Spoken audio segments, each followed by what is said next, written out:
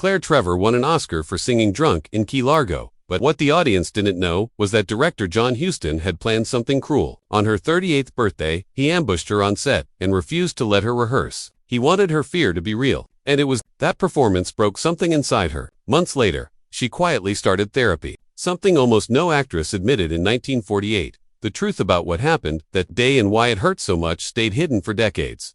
Trevor was born on March 8, 1910, in Bensonhurst, Brooklyn. Her real name was Claire Wen. Her father, Noel, had come from Paris and opened a fancy tailor shop on Fifth Avenue. His clients were rich people from Manhattan. For a while, the family lived a comfortable life. But when the Great Depression hit around 1923, everything fell apart. Noel's business collapsed almost overnight. The dream they had built vanished. They lost their home, their savings, and their peace. Claire was just 13 when she had to start working to help the family survive. That was the end of her childhood. She watched her father go from proud businessman to a broken man with nothing left. That moment stayed with her for life. It made her promise herself she'd never rely on anyone for money again. Her parents wanted her to choose a safe job. Her father believed in tailoring. Her mother thought dressmaking was good enough. But Claire had other ideas. She fell in love with acting when she was 11. In 1921, she started copying silent film stars like Mary Pickford. She did it in secret. She would slip into movie theaters in Brooklyn and sit alone for hours, watching every gesture and movement on the screen. Then she'd go home and act out the scenes when her parents weren't looking. Her father thought acting was shameful. Her mother just didn't take it seriously. But Claire kept going. Even when she was punished,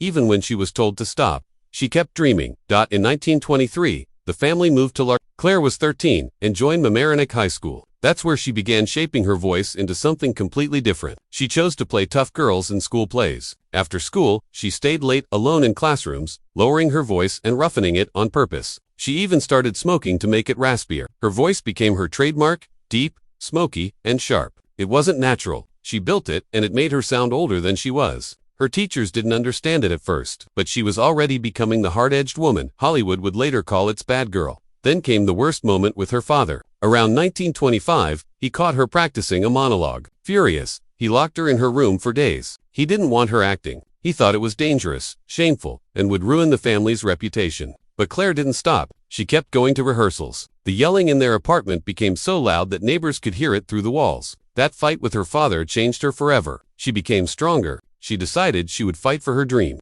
even if her family turned against her. In 1927, Claire tried to meet her parents halfway. She enrolled at Columbia University and took art classes for 6 months. Her father hoped art was more respectable. But instead of falling in love with painting, Claire became obsessed with stage design and theater costumes. She spent more time watching Broadway shows than attending class. That's when she realized her place wasn't in front of a canvas. It was under the stage lights. By 1928, she joined the American Academy of Dramatic Arts. She trained there for 6 months. The school was strict. Every day was packed with exercises on voice, emotion, and movement. She learned to control her breath, speak clearly, and show pain without saying a word. Her Brooklyn accent vanished. Her deep, husky voice became refined. She practiced scenes from Shakespeare and Chekhov. Her teachers saw something rare in her. She could be tough, but also vulnerable. Her family paid $200 for the training, a big amount at that time. But it worked. In the summer of 1929, when Claire was 19, she got her first real job. She performed with Robert Henderson's repertory players in Ann Arbor, Michigan. They paid her $25 a week, plus room and board. Her first big part was a loudmouth saloon girl in a George Bernard Shaw play. She was terrified at first, but the crowd clapped for her. That summer, she acted in Antigone, *The Seagull*,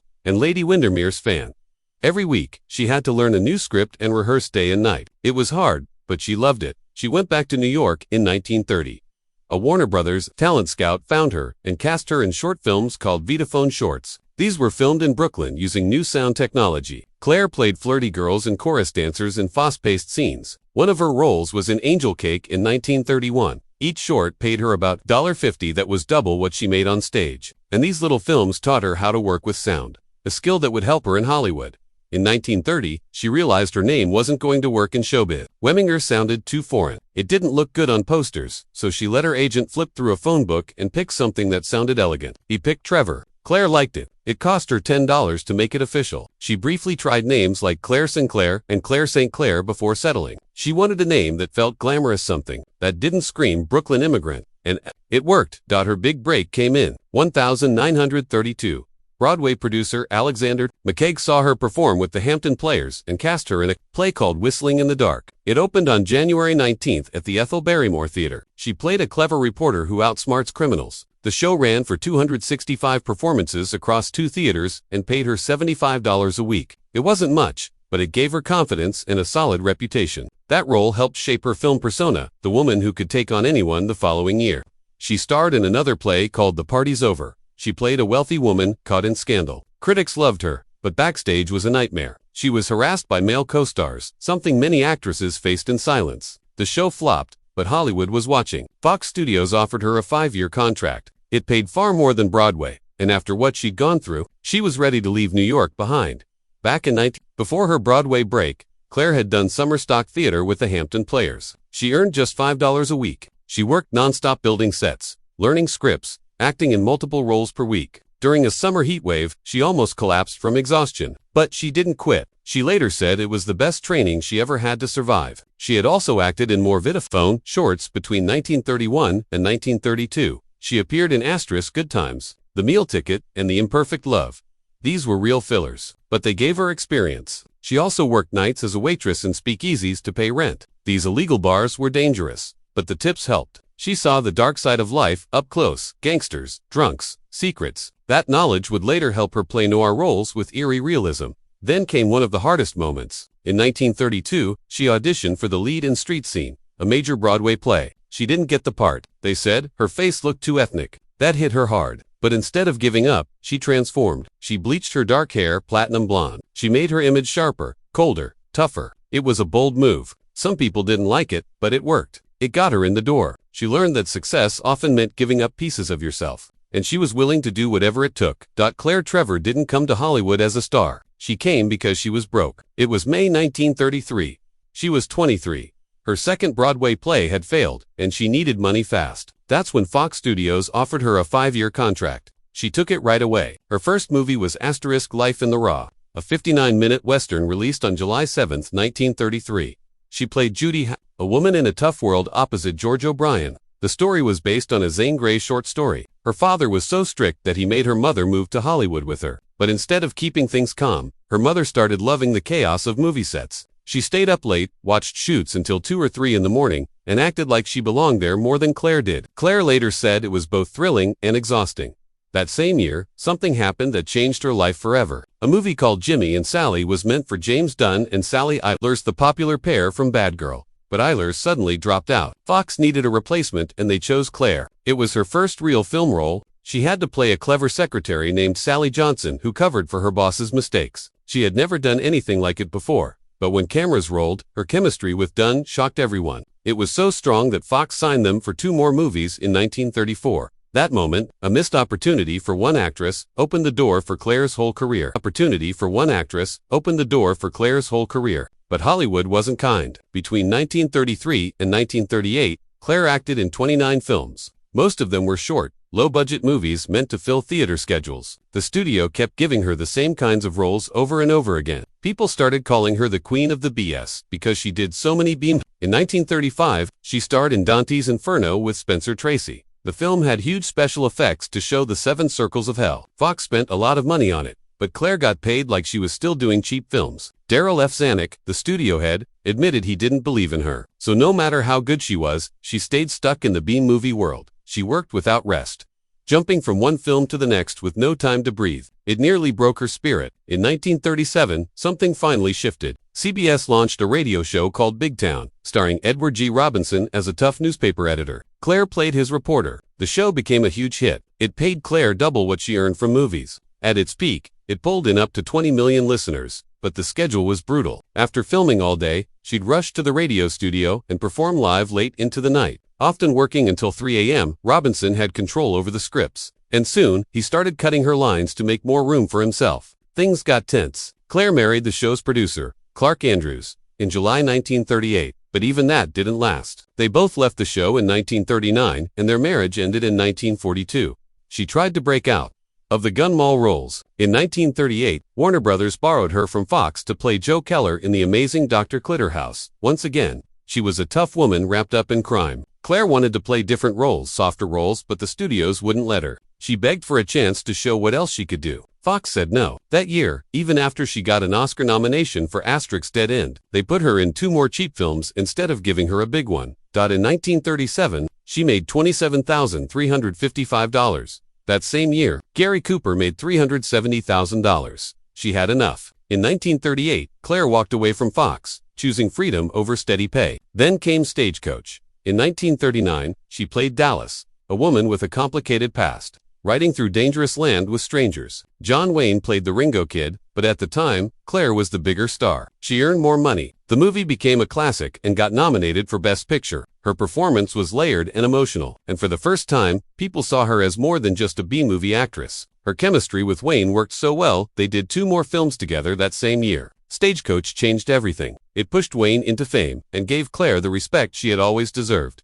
2 years earlier, in Dead End, she had stunned audiences. She played Francie, a woman who had fallen into a rough life. The role barely lasted 5 minutes, but it shook people. Her character was sick, poor, and desperate. In one scene, she stepped from darkness into light and begged Humphrey Bogart's character to really look at her. The words were simple, but her face told the real story. They couldn't say the word prostitute or mention illness due to censorship rules, but Claire's acting said it all. That performance earned her her first Oscar nomination. Later, in 1939, Claire starred with Wayne, again, in Allegheny Uprising, a film about colonial rebels in 1765. She played Janie McDougal, a woman who rode and fought alongside the men. Once again, she got top billing over Wayne. The movie was banned in the UK during World War II because it showed British soldiers in a bad light. It didn't do well at the box office because another film came out the same week. But Claire's role stood out. She wasn't just a love interest. She was part of the action. In 1940, she returned in Dark Command, this time caught between 2 men during the Civil War. She played Mary McLeod, a woman married to a man who turns violent. Walter Pidgeon played the outlaw husband, and Wayne played the hero. There was a dangerous stunt in that film, horses and riders leaping off a cliff. It was so risky that people started calling for safety rules for animals in movies. The film got 2 Oscar nominations, including Best Score and Best Art Direction.